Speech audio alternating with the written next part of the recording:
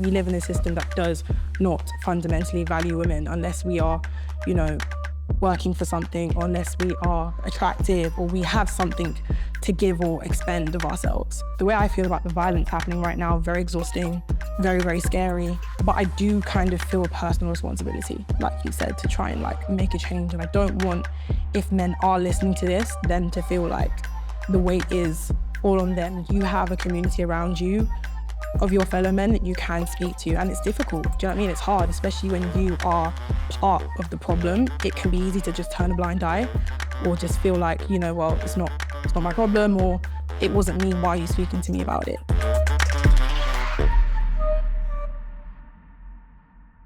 Yeah, I think on social media, it's such a really tough one because there's so much good that's on it. There's so much education, but I think we're seeing now what is coming out of all the bad stuff that has been on social media, stuff with Andrew Tate, everything around that. I think it fuels what may already be in a man, possibly. I work on social media. I'm a content creator for women's safety.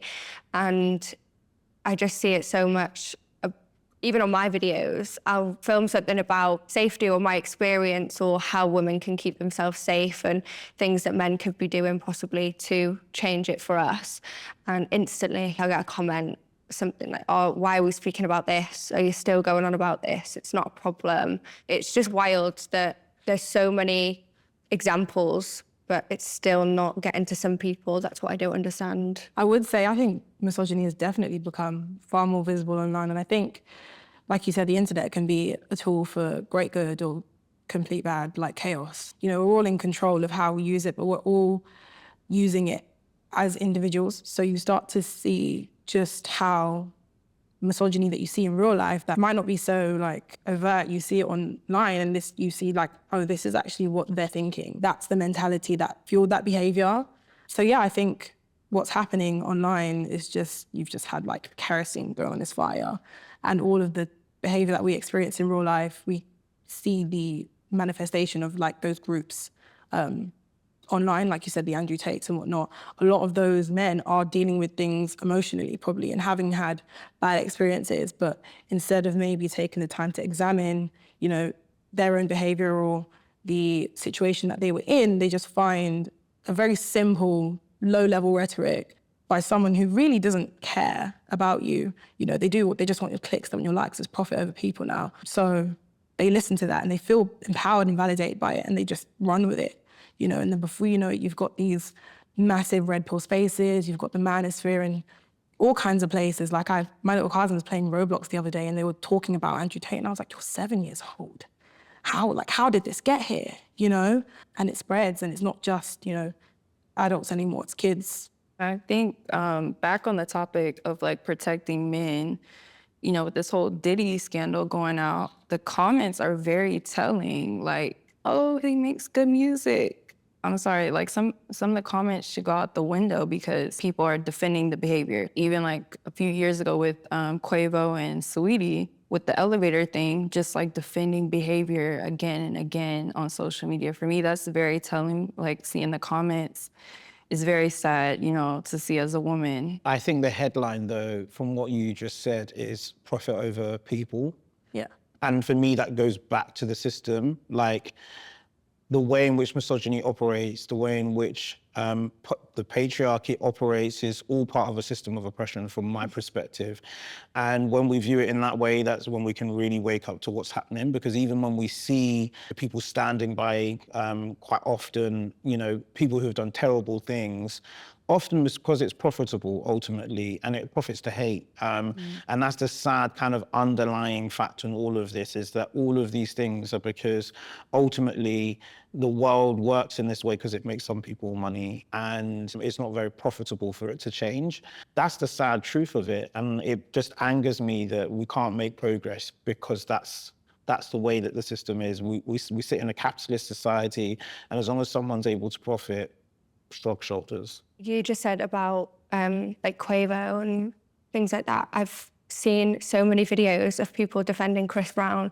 Obviously, he's gone on his tour and so many people are supporting him.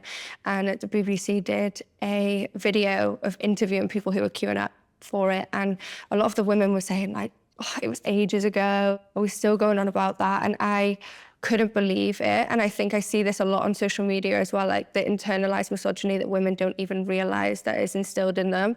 You know, I notice it in myself sometimes. I notice it in my mum, my sister.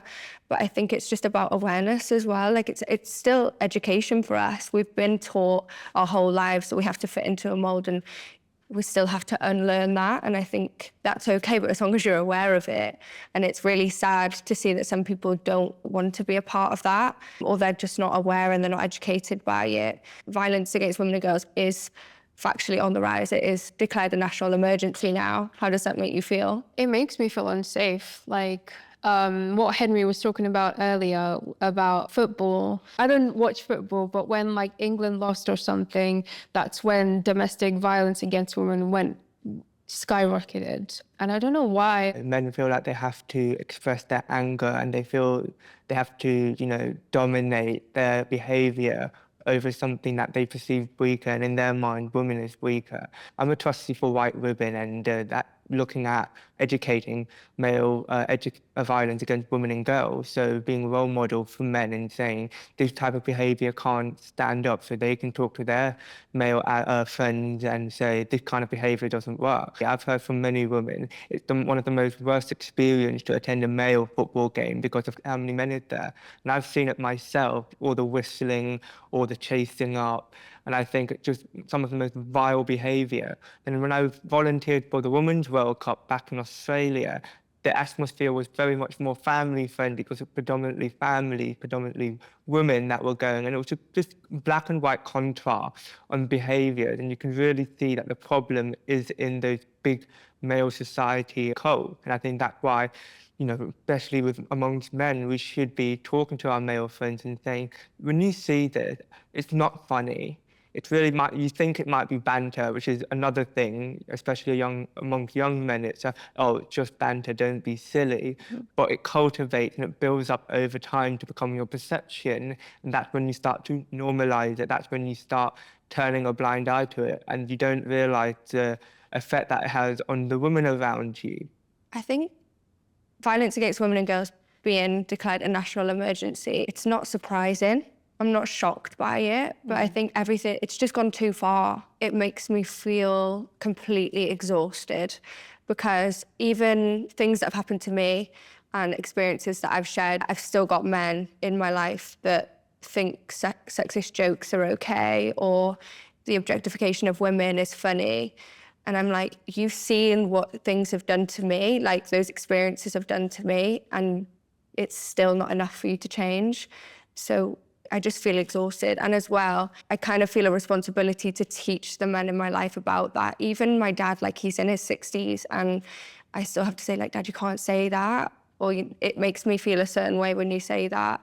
And it's frustrating that it's just never enough. This is why, for me, it comes back to like societal values and systems again, because part of the reason we're in this place is because we haven't paid enough attention to the way that women have spoken about their experiences over and over and over again. We've denied women's experiences, and we don't have a system that actually is built to respond to that. So if we want to reflect on the criminal justice system and the number of women who do put themselves through reporting the issues that they experience, and the response to that is, it doesn't go very far. You know, people get away with far too much. We now have a government that's kind of decided to look at hate crimes more broadly and make misogyny an aggravated offence. And I just think, how is it that we've only just come to have that conversation now? But even so, okay, we're going to make it an aggravated offence, but is that going to change the wider system when ultimately, time and time again, women are failed by the criminal justice system and people just get away with it?